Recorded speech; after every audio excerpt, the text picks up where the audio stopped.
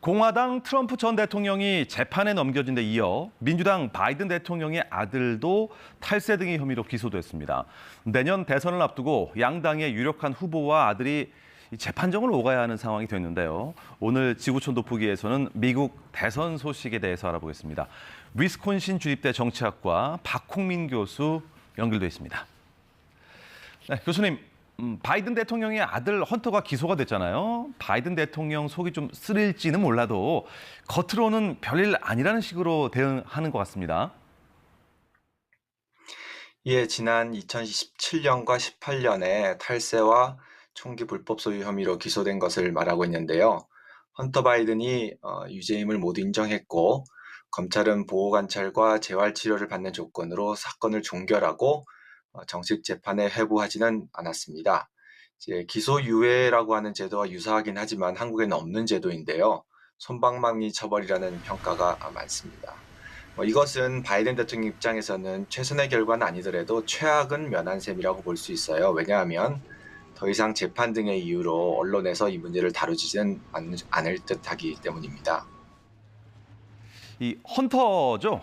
탈세나 총기 불법 소지 말고도 아버지가 부통령이던 시절에 우크라이나 에너지 기업과 좀 유착이 됐다. 이런 의혹에 대해 수사가 진행되고 있잖아요.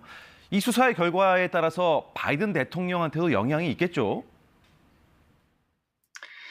이해 충돌의 소지가 있다는 것인데요. 이게 검찰에게 입증의 책임이 있어서 그렇게 막 쉽지는 않을 뜻으로 보입니다.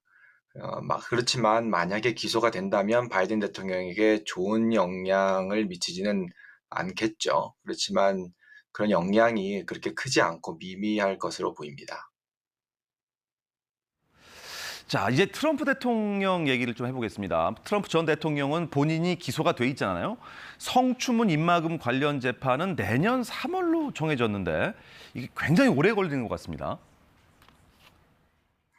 예, 검찰의 기소 내용 34건에 대해서 트럼프 전 대통령이 모두 무죄를 주장하고 있죠. 네, 미국인들의 법 감정하고는 이제 무관하게 전문가들은 이 문제가 이제 법률적으로 다툼의 소지가 충분하다는 견해가 적지 않아요. 그래서 판사도 이를 인식해서 한쪽에게 일방적으로 유지하지 않도록 처리하려고 하는 그런 모습으로 보입니다. 더군다나 트럼프 전 대통령은 이전부터 자신이 관련된 재판에 지연 전략을 계속 사용하고 있죠. 그래서 이것도 좀 맞물려 있는 것 같습니다. 내년 3월이면 공화당에서 한참 대통령 후보를 뽑는 경선이 진행 중일 텐데 이 트럼프 전 대통령에게 이게 유리할까요? 논란이 있어도 좀 지지율이 워낙 높은 정치인이잖아요. 예, 재판 결과가 경선 중에 나오지는 않을 듯 보입니다. 그래서 성추문 관련된 재판은 경선에는 아주 큰 영향은 없을 전망입니다. 다만 이제 백악관에서 기밀 문서를 불법으로 반출한 혐의, 요거는 이제 재판이 신속하게 진행될 수도 있습니다. 원래 특별검사가 신속한 재판을 요청했지만 담당 연방 판사가 이 요청보다도 지나치게 빠르게 진행하고 있어요, 지금. 그래서 현재 특검이 재판을 12월로 미루자고 요청을 한 상태인데요.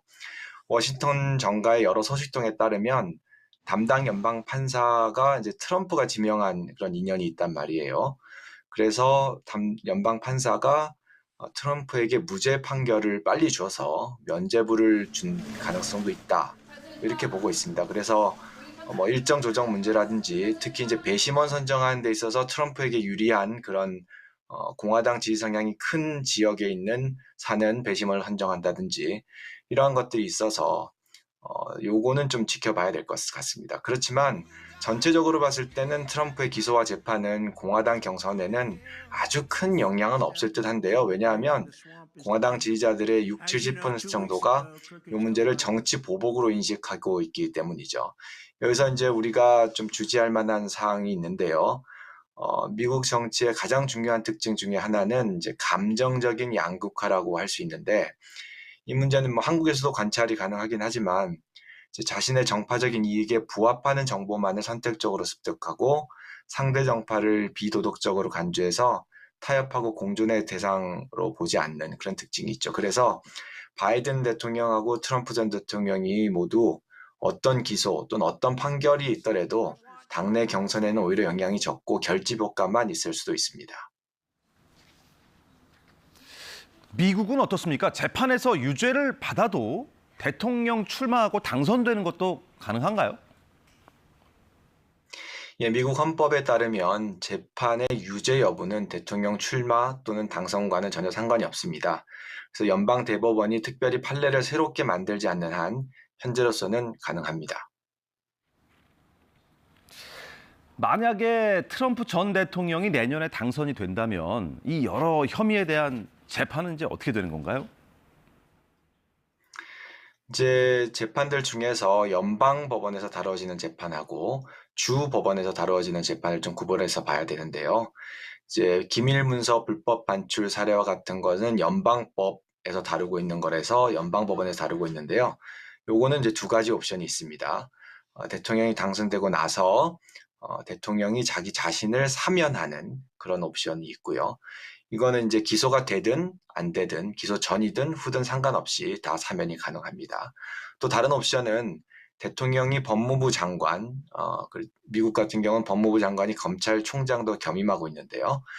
법무부 장관에게 자신에 대한 기소를 처리할 것을 명령을 하는 거죠. 이런 두 가지 옵션이 있습니다. 이제 그렇지만 성추문 관련 사례 같은 거는 주법에서 뉴욕주법에서 다루는 부분인데요. 요거는 옵션이 조금 더 제한적입니다. 물론 이제 가능성이 좀 낮긴 하지만 최악의 경우에 이제 트럼프 전 대통령이 징역형을 만약에 받으면 감옥에서 대통령직을 수행해야 할 수도 있죠. 그렇지만 이제 성공률이 아주 높진 않지만 한 가지 법적으로 소송을 할 수 있는 문제가 있는데 트럼프 전 대통령이 당선되고 난 이후에 어, 만약에 감옥에서 대통령직을 수행하는 것은 대통령이 헌법상 의무를 수행할 수 없는 상황이다라는 그런 이유로 소송을 제기해서 연방 법원의 판단을 받을 수 있는 그런 가능성도 있기는 있습니다. 네, 지금까지 박홍민 위스콘신 주립대 정치학과 교수였습니다. 교수님 고맙습니다. 감사합니다.